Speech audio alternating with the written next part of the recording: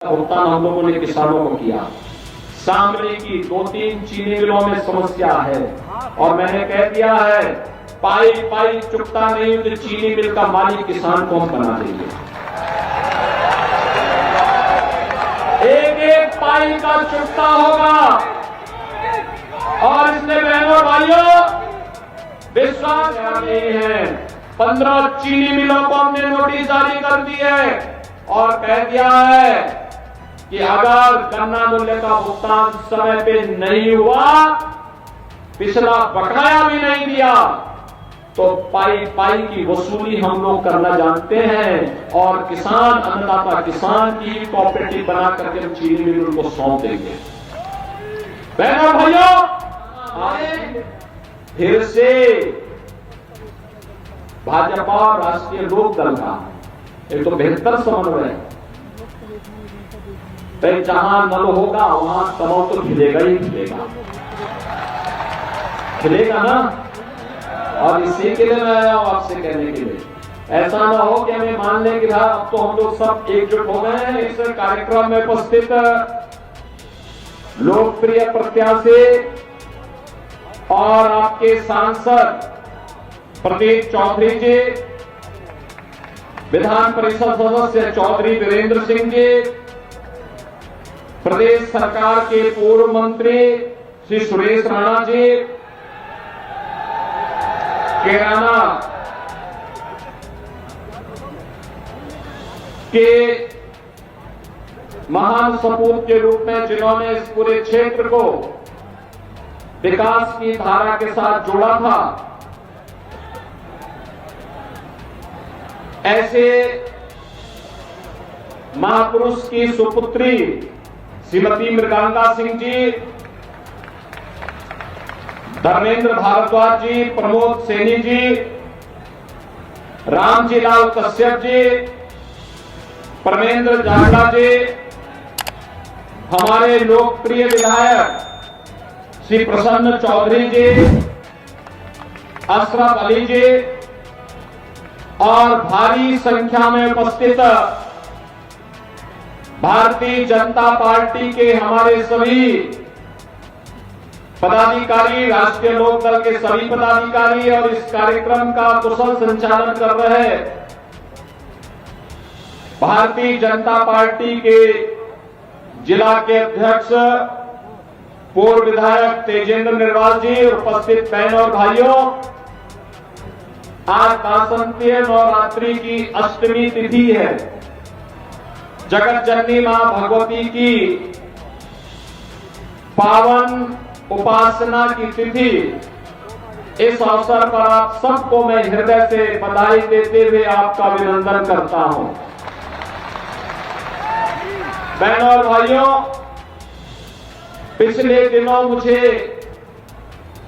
इस क्षेत्र में कैराना की ओर जाने का अवसर प्राप्त हुआ था और उस समय जब मैं वहां जा रहा था, देखा मैंने कि काफी चहल पहल है। कहीं पेट्रोल पंप लग रहा है, कहीं पे कोई मॉल बन रहा है और भी अन्य बहुत सारी व्यापारिक गतिविधियां चल रही थी। मैं अपने आप को रोक नहीं पाया। मैं वहां एक व्यापारिक परिवार के बीच में जाकर के रुका, क्योंकि 2015 में उसी परिवार से एक सदस्य को पहले से कह करके अपराधियों ने उसके बाद निर्मम हत्या कर दी थी। मैंने वहां के पहले व्यापारियों से बात की, वहां के नागरिकों से मैंने बात की और मैंने उनसे पूछा, मैंने कहा बताओ कि अब कैसे व्यापार चल रहा है। लोगों ने साथ बहुत अच्छा है, अमन चैन है। मैं उस परिवार से मिलने के लिए गया था और उस परिवार से मिलने के बाद वहां पे मुझे लगभग 10-11 वर्ष की एक बालिका मिली। उस परिवार में बैठा था, मैंने उससे पूछा, मैंने कहा कहां पढ़ती हो? उसने कहा यही स्कूल में पढ़ती हूं। मैंने कहा कोई डर तो नहीं लगता? कहा अब डर नहीं लगता है, लेकिन एक दिन मैंने देखा कि मेरे पिता को जिस अपराधी ने गोली मारी थी वो कहीं इधर चौराहे पे दिखाई दिया था। तो मैंने कहा चिंता मत करो, अगली बार उसकी राम नाम सत्य है कि यात्रा ही निकलेगी। अगर अपराधी इस तरीके से घूम करके दहशत पैदा करेंगे तो फिर आने वाली उसकी 7 पीढ़ियां तय करेंगी कि क्या उसके साथ व्यवहार होना है, आने वाले समय में अपराध कैसे होता है, इस अपराध के बारे में उनकी 7 पीढ़ियां सोचेंगी। बहनों और भाइयों, मुझे प्रसन्नता है, बाद में कुछ दिनों के बाद उस मीडिया का एक पत्र मेरे पास आया, कहा हम अब सुरक्षित हैं। बहनों और भाइयों, मैंने देखा गत वर्ष जब सीबीएसई बोर्ड की परीक्षा का परिणाम आया था, इसी शामली की एक बेटी ने टॉप किया था। पहले ये बेटियां यहां शामली से, किराना से, थाना भवन से दूर, मां बाप से दूर, इतनी दूर जाते थे अपने मां बाप को छोड़ करके, और उनको दूर जाने के लिए मजबूर होना पड़ता था। लेकिन बहनों और भाइयों, आज मुझे अच्छा लगता है जब यहां की बेटियां यहीं पे रहकर और उत्तर प्रदेश माध्यमिक शिक्षा बोर्ड या केंद्रीय शिक्षा माध्यमिक बोर्ड की परीक्षा में टॉप करती हैं, और जब मैं उन्हें लखनऊ बुला करके सम्मान देता हूं और मैं पूछता हूं कि आप कोई समस्या तो नहीं, वे कहते नहीं, समस्या कैसे, अब तो हम सुरक्षित हैं।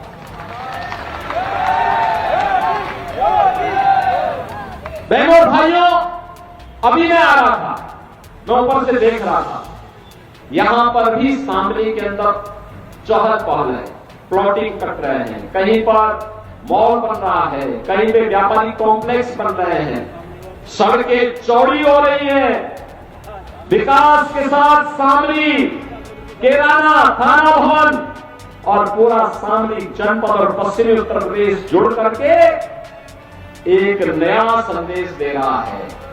बहनों और भाइयों, जो परिवर्तन आज आपको शामली में देखने को मिल रहा है, ये सुरक्षा का हो या समृद्धि का, यह परिवर्तन पूरे प्रदेश में भी है और पूरे देश में भी है।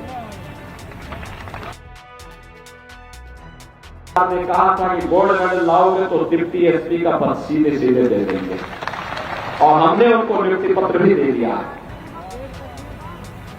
नियुक्ति पत्र भी दे दिया है।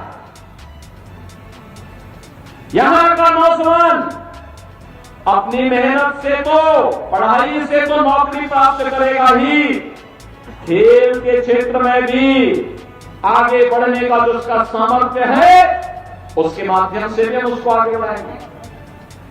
ये जो कनेक्टिविटी अच्छी हुई है, गरीब कल्याणकारी योजनाओं का लाभ जो आज प्राप्त होना प्रारंभ हुआ है, चाहे वह राशन की सुविधा गरीबों को मिलने का कार्य हो, चाहे वह 50-60 करोड़ लोगों को देश के अंदर आयुष्मान भारत की सुविधा का लाभ देने का कार्य हो। बहनों और भाइयों, जो उससे छूटे हुए हैं, मेरे पास तो कोई विधायक या वह पीड़ित भी एक पत्र भेजता है तो मोदी जी ने हर गरीब का अकाउंट खोला हुआ है, मैं सीधे उसके अकाउंट में पैसा भेज देता हूं। भाई, उपचार के भाव में कोई वंचित नहीं रहना चाहिए।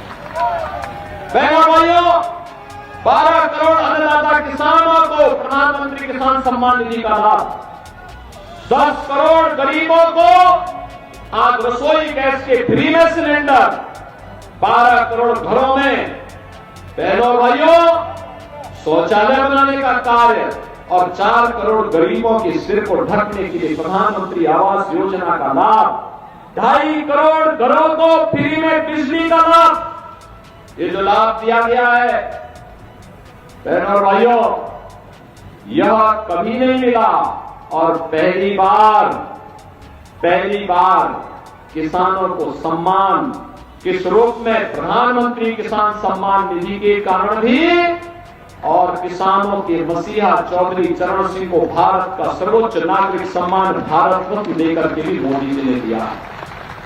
ये जितना भी हुआ है यह मोदी। पहले कर्फ्यू रहता था, महीनों महीनों कर्फ्यू रहता था, बेटी और व्यापारी सुरक्षित नहीं थे, स्कूल नहीं जा पाते थे। आज बहनों और भाइयों, खराब सरकार थी तो कर्फ्यू लाती थी, अच्छी सरकार आई तो कर्फ्यू तो समाप्त हुआ, लेकिन कांवड़ यात्रा शानदार तरीके से चला दे रही है। जब गलत लोग थे, माफिया और अपराधी को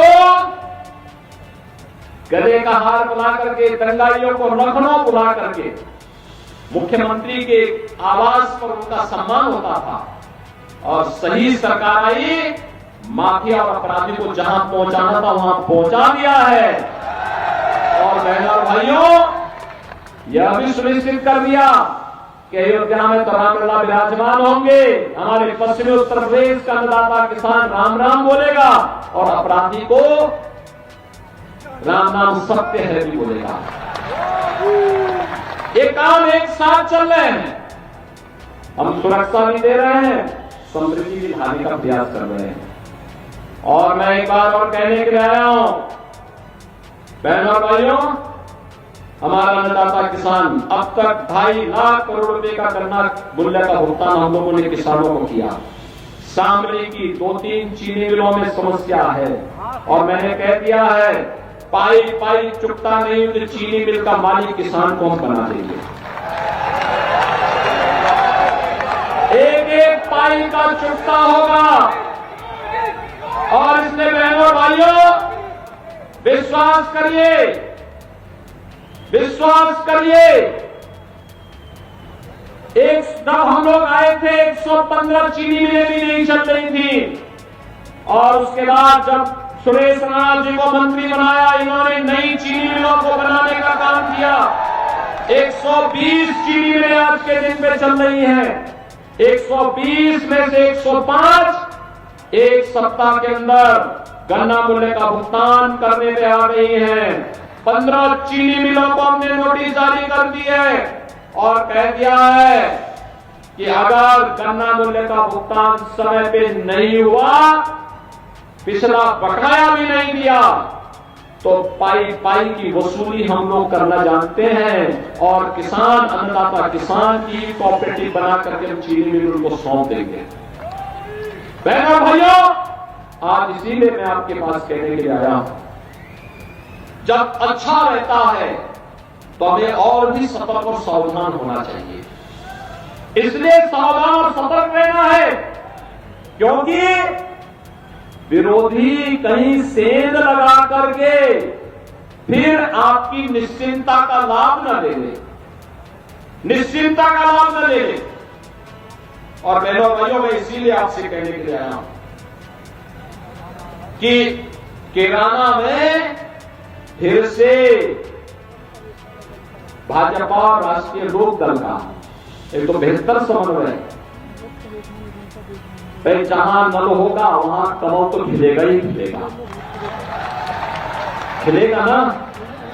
और इसी के लिए मैं आया हूं आपसे कहने के लिए, ऐसा ना हो कि हमें मान लें कि भाई अब तो हम लोग सब एकजुट हो गए हैं और तो हमें जीतना ही है। हमें एक एक वोट को अपने पोलिंग बूथ तक पहुंचाने के लिए कार्य करना है, और इसी के लिए आज हम सब आपके बीच आए हैं कहने के लिए। बहनों और भाइयों, सुरक्षा की आपको चिंता करने की आवश्यकता नहीं, विकास के कार्यों की भी चिंता करने की आवश्यकता नहीं। गन्ना मूल्य के भुगतान को लेकर के श्री प्रसन्न चौधरी हमारे विधायक, वो भी अभी मुझसे कह रहे थे कि ये काम होना चाहिए। मैंने कहा निश्चिंत रहिए, कहीं कोई समस्या नहीं आएगी, लेकिन ये सारे कार्य तो हम लोग करने के लिए बैठे ही हैं, लेकिन लोकतंत्र ने आपको एक अधिकार दिया है। और ये जो परिवर्तन देश के अंदर, प्रदेश के अंदर, शामली के अंदर हुआ है, वो ठीक है। आपने आशीर्वाद दिया, मोदी जी देश के प्रधानमंत्री बने, मोदी जी के नेतृत्व में सारे कार्यक्रम हुए, लेकिन इसका श्रेय आपको जाता है, क्योंकि आपने ही सही जगह वोट देकर के सरकार चुनी, अच्छे लोगों को चुन के भेजा, तो अच्छे निर्णय हो रहे हैं। खराब लोगों को चुन के भेजते हैं, खराब निर्णय होते हैं। ये माफिया और अपराधी बहनों और भाइयों किसी के नहीं होते, किसी के नहीं होते। ये लोग लगातार अराजकता पैदा करते हैं, शोषण करते हैं, गुंडागिर्दी करते हैं, बेटी और व्यापारी की सुरक्षा को खतरा पैदा करते हैं, युवाओं के जीवन को तबाह करते हैं, अन्नदाता किसानों को और गरीबों के घरों में डकैती डालने का काम करते हैं। ये डकैती डालने की छूट इनको नहीं दी जा सकती है और इसीलिए मैं आज आपकी पहले फिर से आया हूं।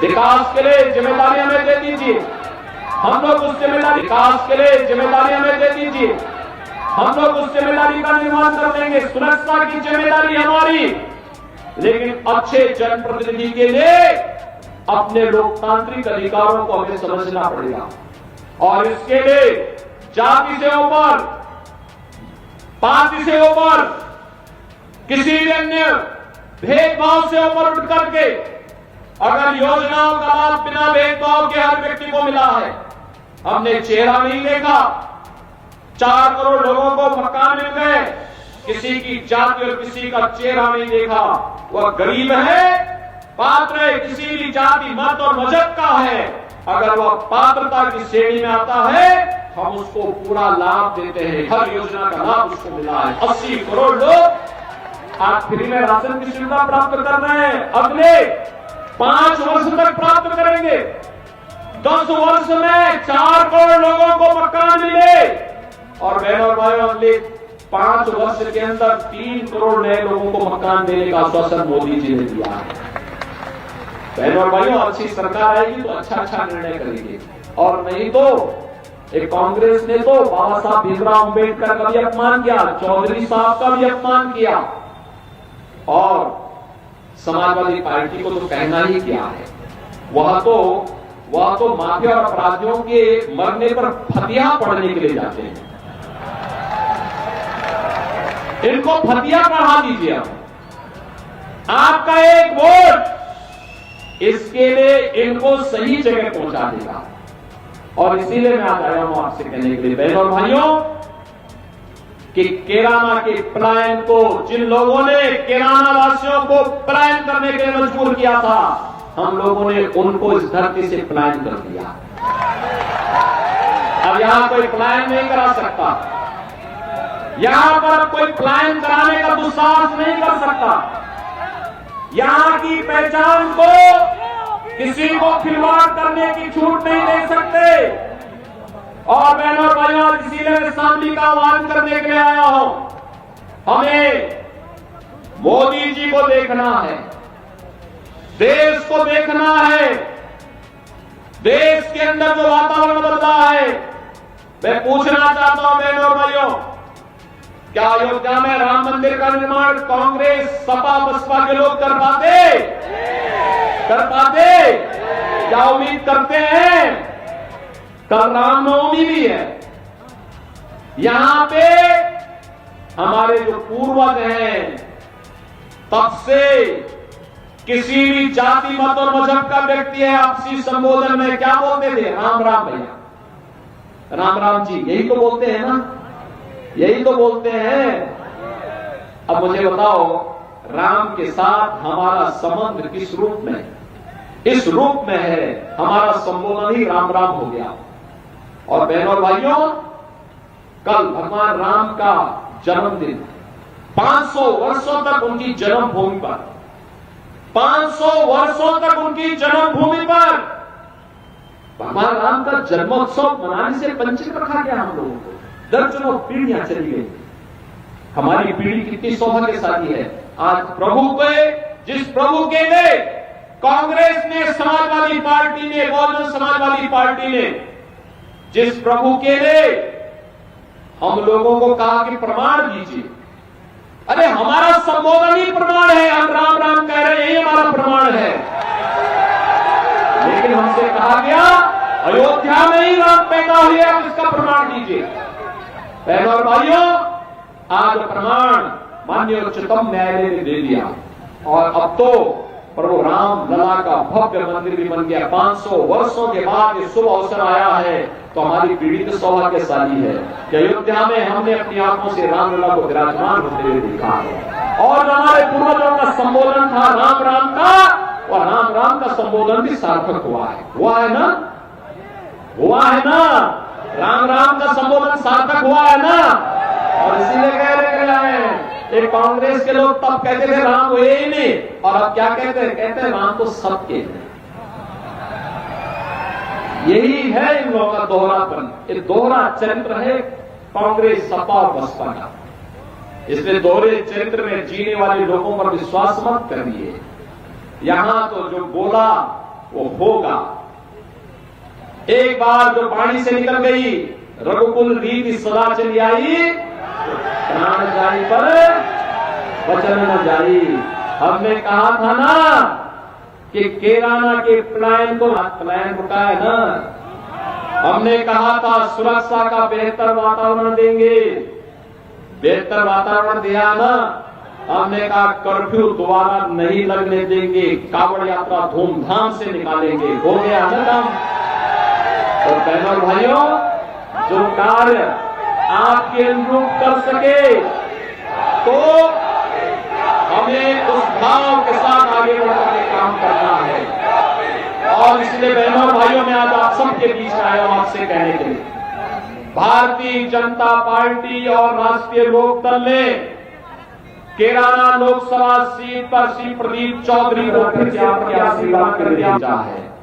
और बहनों और भाइयों, कल सायंकाल प्रचार कार्य बंद हो जाएगा। 18 को एक दिन का विश्राम होगा, घर घर आप जा सकते हैं। और मेरी आप सबसे अपील होगी, चुनाव के दौरान प्रत्याशी घर घर नहीं जा सकता, गांव गांव नहीं जा सकता, बहुत बड़ा होता है सुनते क्षेत्र। मेरी आप सबसे अपील होगी, प्रदीप चौधरी अगले 48 घंटे के लिए बन जाइए। मोदी जी का प्रतिनिधि बन जाइए, योगी जी का प्रतिनिधि बन जाइए, घर घर चले जाइए, एक एक वोट को पोल कराने में लग जाइए। लगेंगे कमल चुनाव चिन्ह पर भारतीय जनता पार्टी वोट दिलवाएंगे, केराना में फिर से कमल लहराएंगे। सभी लोग सहमत हैं? तो बहनों और भाइयों, चुनाव के बाद फिर हम लोग यहां अवश्य आएंगे। और इसलिए मेरे साथ आप सभी लोग बोलेंगे, भारत माता की, भारत माता की, भारत माता की।